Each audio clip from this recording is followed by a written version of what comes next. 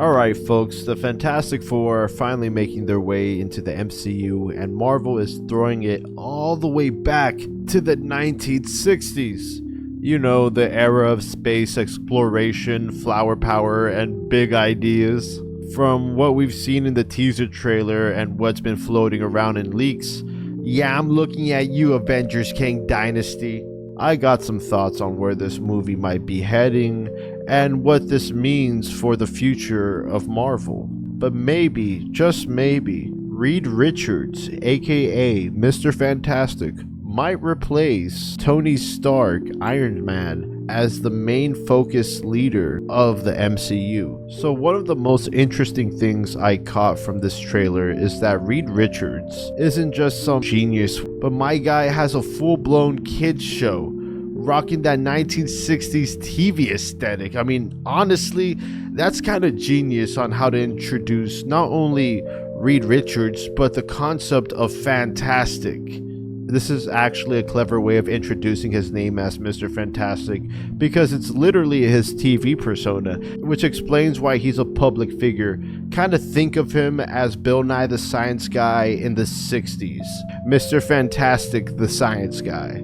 Yeah. This rendition of Reed is going to be different than all the other interpretations of Reed Richards that we've seen in movies. He isn't just some nerd, he understands his audience. Like, there's a moment in the teaser trailer where he's losing kids with some long-witted science talk, and then he just switches it up by saying, "You guys want to see an explosion?" Then boom, instant engagement. That tells me that this version of Reed is more than just a genius. He's got heart. He's like a cool dad, relatable and fun, and the glue that holds the Fantastic Four together. It makes perfect sense, especially since the Fantastic Four is literally Marvel's first family. Now let's talk about this one scene. We see Reed Richards and Ben Grimm, aka The Thing, being interviewed by a news crew. I want to talk about this because there's some subtle character work going on here. If you watch closely, Reed is always looking at the camera, standing tall, confident. He's even winking at one moment as he introduces Ben. And my guy Ben, he looks uncomfortable. He's never looking at the camera once. He's shifting around. He clearly does not want to be in front of the camera. This little detail sets up an interesting emotional dynamic of Ben's character. In this version of the Fantastic Four, Ben Grimm is probably shy. He's probably introverted. You know what I mean? He's probably not the most comfortable in his own skin.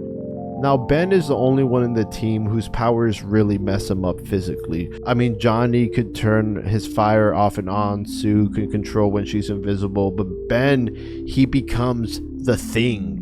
There's no going back.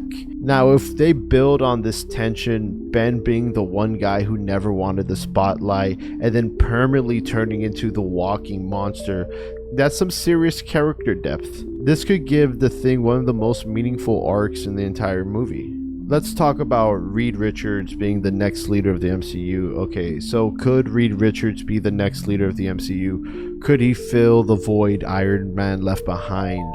Honestly, maybe. Both Reed and Tony are geniuses, but their personalities are totally different. Tony was a billionaire playboy philanthropist. Reed, on the other hand, is more of a family man. He's driven by love rather than money. He's driven by the love of his family or the love of scientific discovery. If anything, he's going to be more of a cool dad than a rock star billionaire. But this is where Reed Richards' character arc may be more interesting than Iron Man's, because Iron Man was a cocky, reckless guy who had to become a superhero. Reed's conflict is finding that balance between the love of science or his family. How far is he willing to risk his family's safety for scientific discovery? That's probably how they get their powers in the first place, and why Ben the Thing would have so much anger towards Reed. Now, this may be a reoccurring theme that may lead to more interesting Fantastic Four stories, and will really show that Reed Richards is not a perfect hero, he's a flawed hero, and that's always more interesting. Alright, let's get into the leaks. If you haven't heard, Avengers Kang Dynasty supposedly had the Fantastic Four piloting a ship called the Ark through the multiverse, gathering the last of the surviving heroes as Kang wipes out literally all of reality.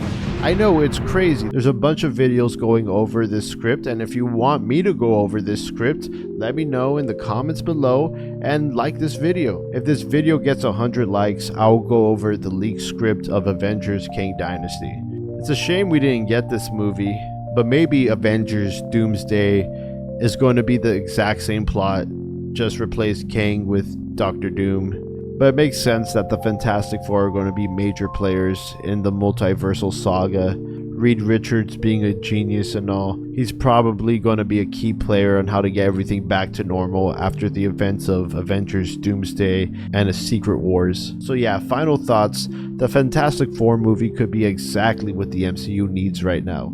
The 60s settings is fresh, Reed Richards as a science show host is genius, and the potential for some deep emotional storytelling with The Thing is perfect. If they nail the multiverse angle and make Reed a strong leader, the Fantastic Four could end up being the backbone the MCU needs right now. Plus, Galactus is in it, so enough said. But what do you guys think? Is Reed Richards about to take over the MCU and be the next leader? Or are we setting ourselves up for another multiverse of madness situation? Let me know in the comments below, hit that like button, and don't forget to subscribe. Flithy B out.